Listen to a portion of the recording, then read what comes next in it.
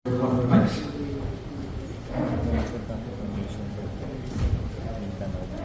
good afternoon. My name is Trace from Manila Standard. My question is, how do you envision community building through loot box?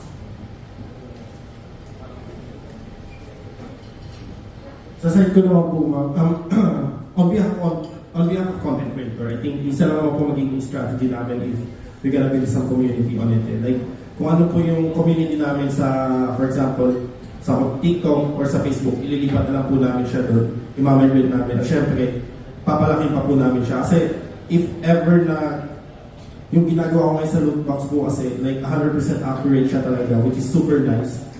I think mas mag-enjoy yung mga tao talaga. Mas ma-feel nila na kasama sila sa journey, sa pagsikat or pagbaba, paglubog. Kasi ayun naman po talaga. Like, for example, nanalo ako, mabibigyan ko din sila. Pag natalo ako, magagawa din nila yung talo ko.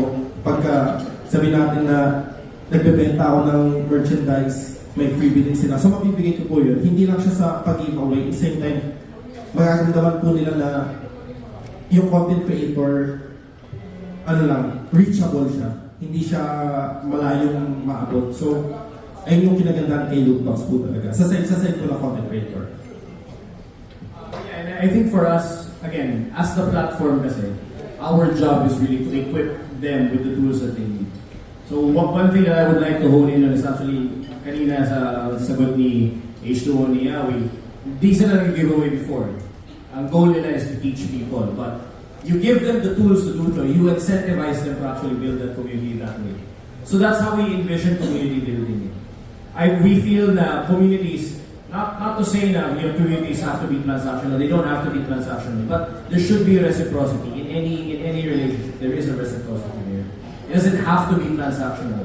And in fact, it isn't. Because we have people who genuinely want to teach people skills. That's it. Yun na yung gusto nila gawin. You add the incentive for them, the tools for them to do more things, you're going to see actual generosity from people if you give them the tools to do so. With that, anyway, I'm Sheryl from Manila Valley.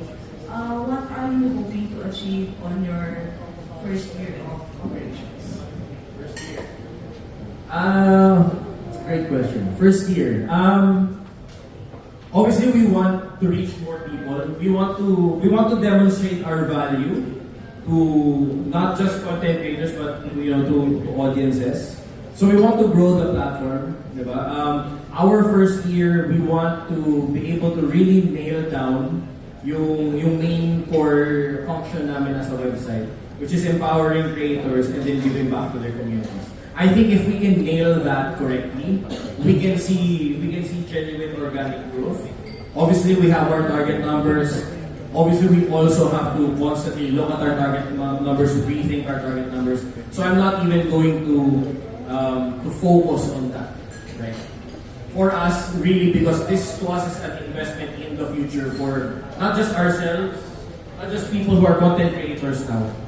Okay? We don't want to see the content creator economy to break any further than it has to. So it is an investment for the future. This year is all about nailing that core promise and then growing our users and subscribers that way. One last question from the media. I'm Abby from Life Assistance. My question is, who is the audience or primary target of this group? Great question. I think we can ask the different people in the Yes. But for us platform, our main audiences are people who want to be part of communities. Right? We have seen, I'm going to get a little philosophical, but we have seen in our lifetime, kumukunti yung number of third spaces that we have, places where we can socialize. But communities become more important than ever before. And for a lot of us, we find those communities, we find those connections online.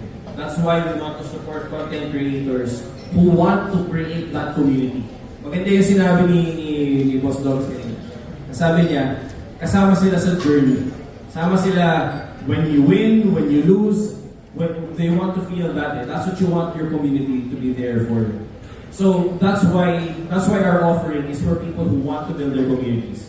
If you're a sports creator and you want to go IRL live, you want to bring people along as you practice your jump shot or whatever. I don't know how you're going to stream like an extreme sport, but like bungee jumping, hindi ko alam paano gagawin yun. But if you do, and you want to have your community there with you, we want to be there for you. We want to give you those tools. And if you're a retro gamer, for example, and you want to play some old school games, and you want to connect with people who like those games as well, we want to be there for you. So that's who we're here for. So ayun naman po sa side ko, if you're gonna look on TikTok, I'm sorry, kung nagbabagit ako na ibang platform. For example, sa TikTok, if titignan niyo po doon, hindi niyo basta-basta makakategorize yung mga streamer. Mapapanood niyo lang doon mga short form video. Tapos, kung titignan niyo, via sila algorithm na gaganap eh. So, wala siyang functional way. For example, nanood kayo ng tatlong video ng Mobile Legends or ng Honor of Kings, for the next couple of minutes, palayin na yung lalabas sa algorithm niyo. Now, when it comes to catering for the age sa mga edad ng mga tao, kung anong edad siya papasok, basically for everyone siya. For example, tulad nga na sinabi na basketball player ka, ilalive mo yun. May mga tao na mahilig sa basketball, manonood doon.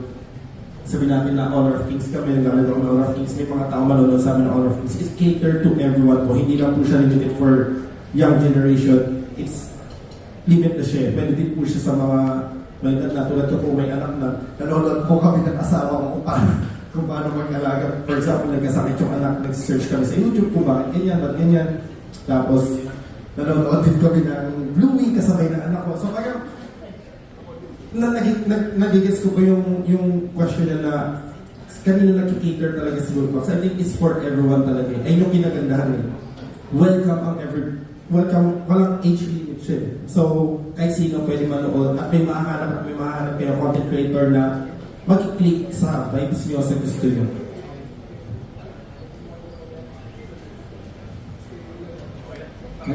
There you go again. Thank you to our panel and of course our media friends for their questions. Thank you very much. Let's give them a big round of applause. And final words now from our creators, siguro, expectations, and of course, if you want to promote your own content as well, kung saan muna kayo upload bago mag-vlogs and things.